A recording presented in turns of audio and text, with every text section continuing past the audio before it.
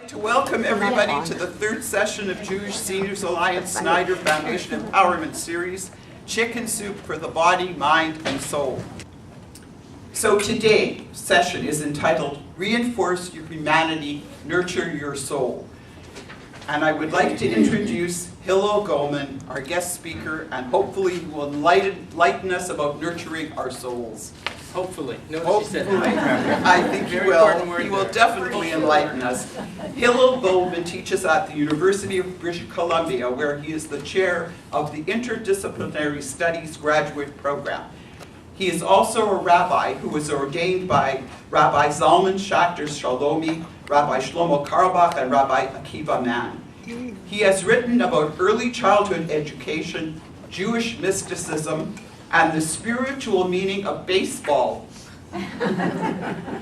Almost everything he knows he learned from his wife, Cheryl Sorokin, a child and family therapist, and from his sons, Zachary and Nadav, and their partners, Jessica. But before we start, or as we start, it's important that we do something first. Hine ma tovu manayim shevet achim gam yachad. Hine ma tovu manayim shevet achim gam yachad. Hine ma tov shevet achim gam yachad. Hine ma tov shevet achim gam yachad.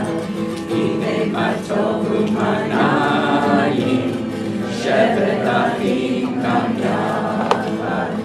Hine ma tovu manayim shevet achim gam yachad. So that song really says it all. So what the song says is, it's so good when we get together. Period. It's so good when we get together. And it's so good when we get together, when we sing, when we share stories, because that's really what nourishing, I think, nourishing the soul is all about. You know, you can get an MRI, and they can look inside you and say, gee, you need more of this. Or you get a blood test, and they say, you should eat less of that. And we can do all sorts of wonderful medical things that can help us know how we should take care of our bodies. We need more exercise, we need more stretching, we shouldn't eat gluten, we should eat this, cut down on the carbs. You know, our doctors, our medical people are really pretty good and pretty proficient at telling us what our bodies need. The soul is tough because there's no MRI that'll tell you what your soul really needs. There's no blood test that's going to come back and say, you know what? I think you should meditate a little more. You know, there's no dietary prescription that's going to come back and say, you should increase your reading of poetry. That's going to really nourish you some more. And we really believe in the Jewish tradition that everyone is born for a specific reason. There's a little story I'll share with you in just a moment about that. It's as if God looks at the whole world and sees a missing piece and says, you know, we need something here. Somebody's missing. Everybody has a specific role to play in creation. We're not just accidents of the universe. And when we're born, and why we're born, and to whom we're born.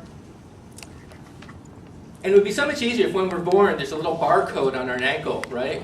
And they could scan it and say, oh, right, here's another scientist, great. Oh, here's an artist, good, good, good. Now we know what this person is here for. And we can tell the parents, and we can tell the person when they're growing older. Here, you know, don't learn the piccolo. That's not your instrument. Drums is what you should be doing. But we don't have those barcodes. We don't have those messages. So we really spend our whole lives asking ourselves a very specific and powerful question, which is, why was I born in the first place? What's my part of creation? What am I supposed to be doing? And the slippery part of that question is, it changes over time. If you ask a 2-year-old, you get a very specific answer. You ask, why were you born? Ask an 18-year-old, you get a different answer. A 30-year-old, a 50-year-old, an 80-year-old. Because we're always getting in touch with some aspect of what we're here to do. And what I want to share with you in the brief time we have is just some songs and stories that our tradition helps us out with. There's lots of questions in our tradition, not a whole lot of answers, but some great questions. And I just want to share with you a little bit of what I've learned about some of these questions over the years. What this little picture shows is that one spiritual way of wrestling with these issues is to have equal parts of some stories, some songs, some learning from text in our tradition. Very important part is discussion, sharing our thoughts with other people. And very important part is what happens after you leave here today. And you're driving home, or you're turning on CBC, or you're picking up that book you're in the middle of, and you start to reflect. And you say, gee, there was one thing I heard this morning that's really intriguing. I might disagree with it, I might agree with it, but there's one thing I really want to reflect on. And working with our soul, however we define it, whatever language we use, our tradition gives us some interesting tools to use: stories, songs, texts, discussions, and reflections. So let me just start with a story, because this is something I've learned from my teachers. And as Shani read in the introduction, yes, my wife is one of my most powerful teachers in life. But I've been really blessed with some other great teachers along the way. And I really have to acknowledge the people who've helped me out. One is Rabbi Shalomi, who was brought up in the Chabad tradition and left the Chabad tradition and is now a professor at a Buddhist university, because the Buddhists couldn't agree on who should be their dean, but they all agreed that they liked Reb Zalman. So he has the chair in world religions at Nairobi University in Colorado, and just a man of incredible breadth and depth. Another great teacher of mine, from whom I get a lot of my music, is Rabbi Shlomo Carlebach, who's been to Vancouver many times. I'm sure many people have heard his tapes or seen him perform, and his presence was a real gift to our generation. And although I don't see her here, I also have to cite a local Rebbe, Reb Gloria Levy, who throughout the years has really been a teacher and a mentor in many different ways. And so if you like anything I'm saying, it's all due to my teachers. If you don't like anything I'm saying, it's all due to me. So I just want to be clear where the credit goes and where the credit belongs. The Hebrew word for soul is neshama, the soul. And our tradition teaches us that there are really two different aspects to the word soul, or two different kinds of soul. One is what we each carry within us, the individual soul, the private soul, the personal soul. In Hebrew it's called neshama pratit. This is mine. This is what I was born with. This is what I carry with me. This is what I wrestle with. This is what I learn with. And some of the practices associated with working with our soul, we could do meditation. We can express gratitude for what we have in life. We reflect on what we have. We might pray. Rabbi Arthur Waskow calls a lot of this God wrestling, when we get angry with God for various reasons. We say, God, I wish you would do things differently or faster. And what might some other, I'll leave this open for you, this is and what are some other possible activities which one might do to nurture the soul? And there's no right or wrong answers here, so just feel free to shout out whatever comes to your mind right away. Volunteer. Volunteering. Music. Music. Poetry. Poetry. Family. Gambling. Family. Oh, okay. My brain cells were quickly thinking, how can I get gambling into this? And I'm sure somebody could, but yes, family. Family, right. Walking in nature. Music. Walking in nature, music again. Traveling. Friends. I'm sorry? Laughter. Laughter, excellent. Friends. Friends. So there are many things we can do. Yes, please. Help others. Helping others. Helping others. So this soul that we carry around with us, we can do many things to nurture that soul. And I think of this every morning when I get to my office and I get to my desk and I'm all set to get to work, and then it happens. the phone rings. And my first thought is, uh-oh, this is probably bad news. Is it my kids? Is it my dean? Is it my bank? And the next thought I have is, this phone call is going to cost me time and money because I need to get to my work that's on my desk. And this ringing phone is a disturbance. And there's a beautiful Buddhist teacher named Thich Nhat Hanh, who probably in a previous life was Jewish. And he comes up with some really interesting meditations about what to do when the phone rings. And to just totally turn around with everything I just said. Gee, I wonder who's calling. I wonder what question this person has. I wonder what I'm going to learn from this phone call. I wonder how I may benefit from this phone call. Gee, I'm really curious now. I'm going to answer this phone call right now. So another way of nourishing our souls is looking at some of the habits of mind that we have. And sometimes we easily, so I was talking to the first person, I very easily slip into sort of that water slide where I think, uh-oh, bad news, better get ready, better get tough, better be able to resist this. When what the spiritual traditions are teaching us is, look, Hillel, this is an opportunity to learn something you've never learned before. Now, I talked about the neshama pratit. There's also in Judaism what we call the neshama klalit, which means the collective soul. That we're all part of a bigger picture. We're not just autonomous human beings. We're all part of multiple communities of people. And what we do contributes to this collective soul, and what we do also allows us to draw from the strength of the collective soul. And I think one way we see this very clearly is in the holidays, Passover. We don't have the Passover Seder alone in our house. We have it with family, with community, with friends.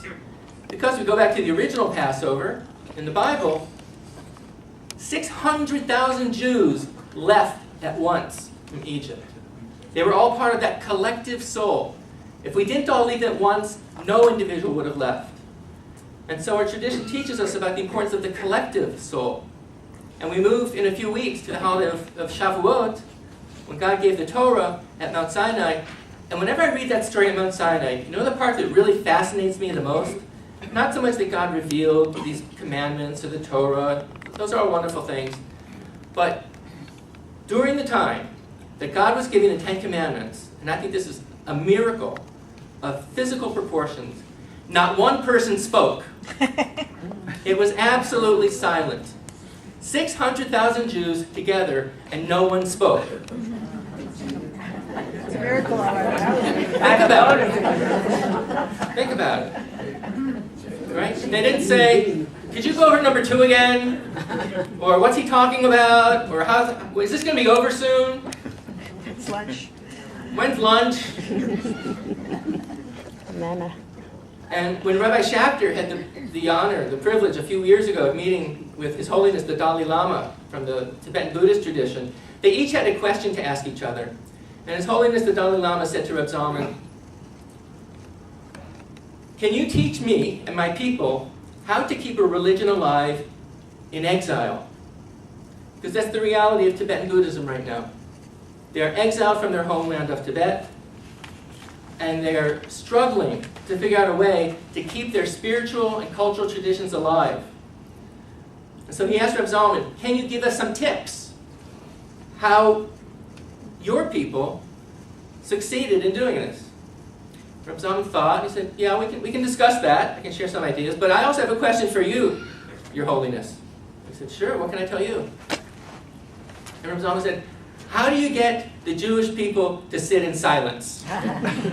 Because his experience is that we're very talkative people. Now, it's also true that in our mystical tradition, we do have a lot of meditative and silent traditions. But the holidays really bring us together as a people. Another very important activity we do coming up to Rosh Hashanah and Yom Kippur, the whole activity we call atonement and repentance, where you go up to people and say, you know what? I messed up this year. Intentionally or not intentionally, I did something to you I shouldn't have done. I didn't do something I should have done. I need to fix this. Because we're all part of this neshama klalit. We're all part of this collective soul. And this is my small piece of repairing that. And you can't just do the repentance thing by sending an email. And you can't do it by thinking to yourself, yeah, I was a real no-goodnik. I really hurt Joe or Mary or Sid or whomever.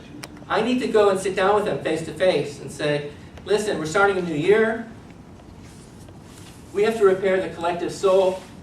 Here's my part in doing that. We have many festivals and celebrations, like going to a bris or going to a wedding, or a funeral or a shiva. These are things we do in community. We come together. We support each other.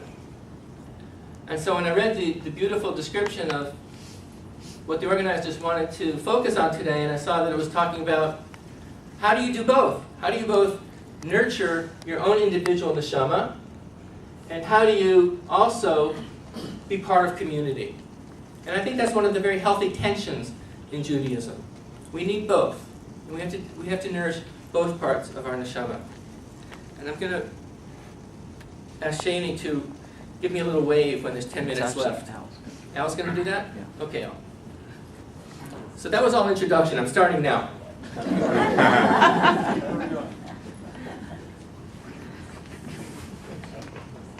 It's an occupational hazard. I'm a professor and a rabbi, so I see a crowd and I just talk. So I'll depend on you, my friends here, to say, that was good. Now we're ready for the next part of the program.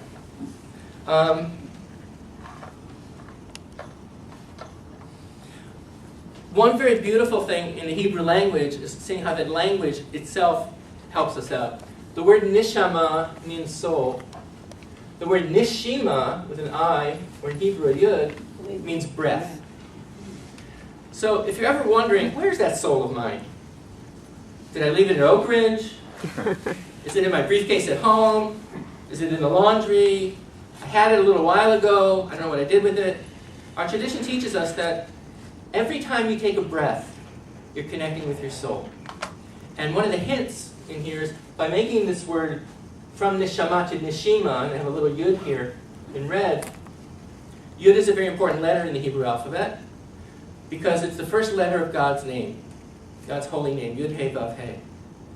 So I'm just going to ask you for a moment to focus for a second on your breath. If you just make sure you're comfortable where you're sitting. And because one thing that the tradition teaches us is that every breath speaks God's name. It's in our daily prayers. Kol haneshama tehalel. Every breath speaks God's name. How does it do that?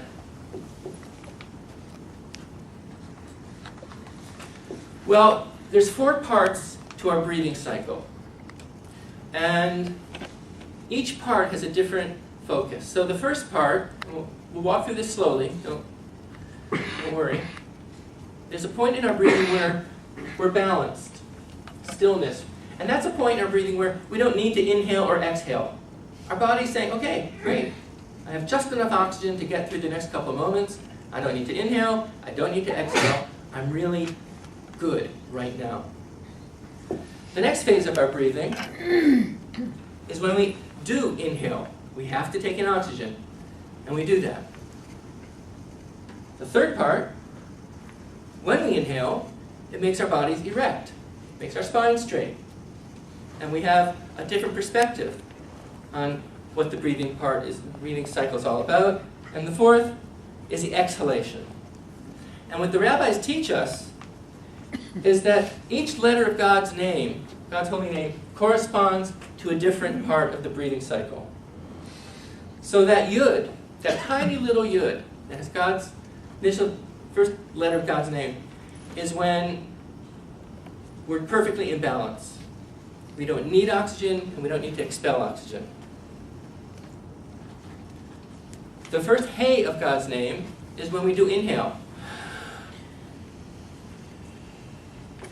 I hold that, when I hold that breath inside, that corresponds to the Hebrew letter Vav, which looks straight. It looks like a spine. That's when I'm sitting erect and in balance.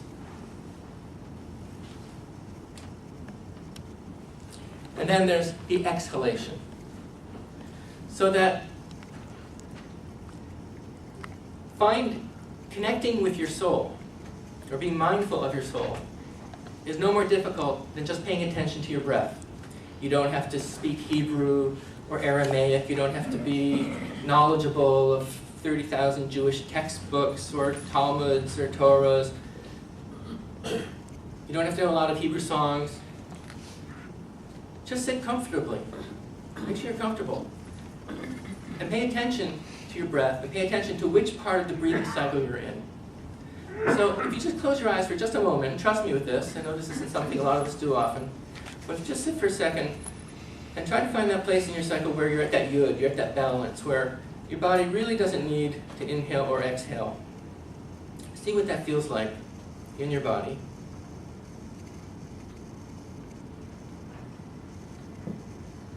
And then your body says to you, you need to inhale. And so you do that first inhalation. And you're holding that breath, and you're erect. And you have the strength that that breath gives you. And then your body says, thank you, I really needed that breath. Now you can exhale. And we're back to the beginning of the cycle. We're back to the yud, the balance.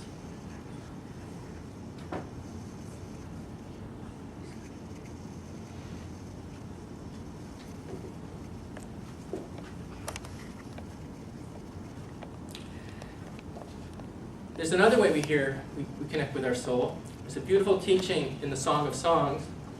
It says, Kol dodi dofek. Hebrew word means, I hear the heartbeat of my beloved. How do I hear the heartbeat of my beloved? My beloved is in Israel, or North Van, or somewhere far from me. What beloved are we talking about? And what the tradition teaches is that God is your beloved. God loved you into this world. And the heartbeat you can feel just by feeling your pulse. So again, that aspect of soul in your body is not that far away. It's not that complex. It's not that difficult. It means stopping what we're doing and paying attention to what our body's telling us in the breathing cycle and in our heartbeats. Let me just finish with a song. No, not a song. A story. No, you're still on. Sure. Oh, sorry.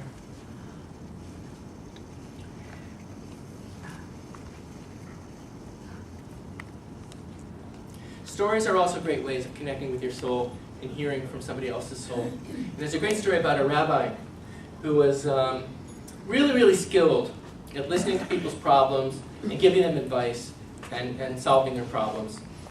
And this rabbi had a young student sit in on these sessions to record what happened, just to keep track of who was coming and what the issues were. And the student noticed something after sitting with this rabbi for many times. And he noticed that somebody would come in and tell the rabbi something that they were worried about. It was either about, could be family related, could be job related, could be financially related, could be spiritually related. And the rabbi responded an inch to the left or right, not to an inch up or down, but absolutely dead on. 20 of them in a row. And the archer's thinking, I can't do that. I get close, but 100% of the time, I have to meet this archer, find out what his technique is.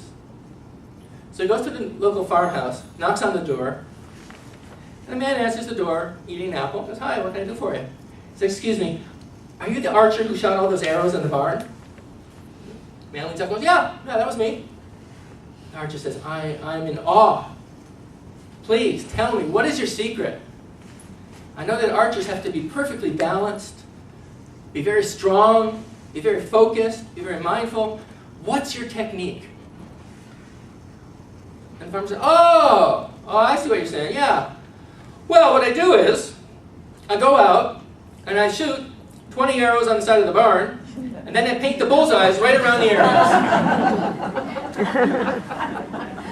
So the rabbi says to the student, it's one thing to know a lot of stories, but it's another one to see how the story connects to someone's personal issues. And so reading stories, hearing stories, telling stories, and listening to stories nourishes your neshama pratit, excuse me, your personal neshama, and the collective neshama. Now that's sort of a nice story that gives you a nice smile at the end. Let me leave you with one that's a little more edgy. And this comes from us about a teacher called the Seer of Lublin. And he was called the Seer because it was said that he could see your soul. He could look inside you and know exactly what it was you needed at a certain time, and could give you personal advice. Just an amazing ability. And the Seer of Lublin would go also from town to town giving lectures and sermons. He's a wonderful teacher, and he always brought out large crowds. So he was going to a certain town, and he had a certain itinerary. He was going to this synagogue, and this synagogue, and this town hall, and this town hall, and then come back to the train station and leave. And because there were such crowds, he sort of traveled with his own personal security guide. He had one of his students who was very large, very hulking, and he just kind of kept people a little bit at arm's length from the rabbi. Now it turns out that in this town there was one family that was heartbroken, absolutely heartbroken. They had a little child, 4 or 5 years old, who had some sickness. She couldn't walk. She had no strength in her legs. And the medical people couldn't diagnose or prescribe. Nobody could diagnose or prescribe. And the family said, we have to bring her to the Seer of Lublin. If anybody can tell us what she needs for her soul to do her work, I have to bring her to him. And so they planned that as the rabbi was coming from his last synagogue down to the train station on the main road, they would carry her and just put her in the middle of the street so the rabbi would have to encounter her. So what's interesting is that we know the name of the rabbi's bodyguard, Reb Nosson of Ropshitz. And we know that because he himself later became a great rabbi. But in this case, he was known for his physical power. And as the rabbi's walking down the street, Reb Nosson of Ropshitz is walking backwards, keeping the crowds back this way. Right? So he's facing the Rebbe, he doesn't see what's down the road, and he's just keeping people kind of like a wedge, creating some space for the Rebbe to come so the crowds wouldn't overwhelm him. He doesn't see the little girl. He's looking the other way. And as he's walking, he trips, almost falls over, and he looks down, sees this little girl. He gets very, very flustered, and he said, "What's wrong with you? Get up and walk over to the side of the road." And the little girl gets up and walks to the side of the road. That's the end of the story as we know it.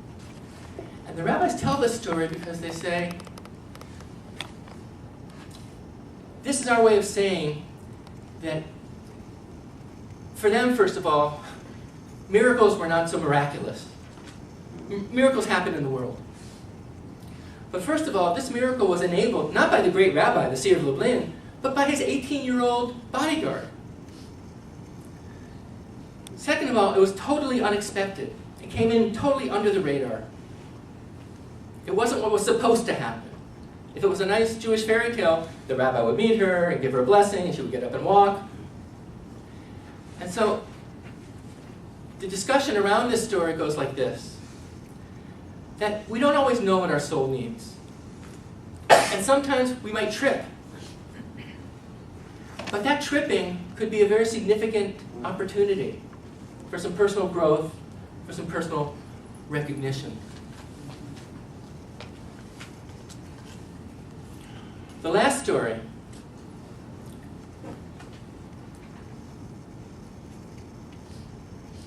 goes like this.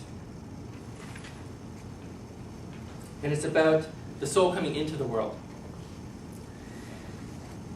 And the tradition says that God looks around the world, sees the world, and says, we're missing somebody really important. We're missing a neshama that's really important. The world needs the neshama, the spiritual energy of a specific let me go, and this is all mythic language, let me go to the Garden of Souls, sort of like Home Depot for souls, but nicer. And I'm going to find the right soul to go into the world. And he goes to this Garden of Souls, and the souls are just having a great time, doing whatever souls do. And the rabbi calls the soul over and says to her very lovingly, Neshama, little Neshama, come here. It's time for you to go into the world. The world needs your presence. Things have to happen, and only you can bring those things into the world. Now the Neshama wasn't stupid. The Neshama said, you got to be kidding. Why would I want to leave the Garden of All Souls? This is great here. Got all my friends. No rent. Don't have to worry about food. This is great. I don't want to go anywhere. And God says, come here, I just want to show you something for a minute. And he shows the neshama, the soul, the ecstasy of two people coming together and creating new life. And the soul looks at this and goes, I've never seen anything like that in my life. And is so overcome by that moment of ecstasy between two people, the soul's drawn into the world. And the soul's having a great time for 9 months in the mother's womb. And at the end of 9 months, God comes to the neshama again and says, hey, you did great. But I want you to go into the real world now. It's time to leave the womb. And again, the neshama goes, why would I want to do that? I like it here in the womb. It's warm. I hear the heartbeat of my mother. I got no worries. I think I'll stay here. And God says, let me show you something for a minute. And he shows the neshama a world where there are choices, and there's decisions, and there's possibilities, and there's growth, and there's change, and there's love. And the soul says, I've never seen anything like that. And the neshama is drawn into this world. The neshama spends time in this world, animating a body that does things in the world. Does it for many years.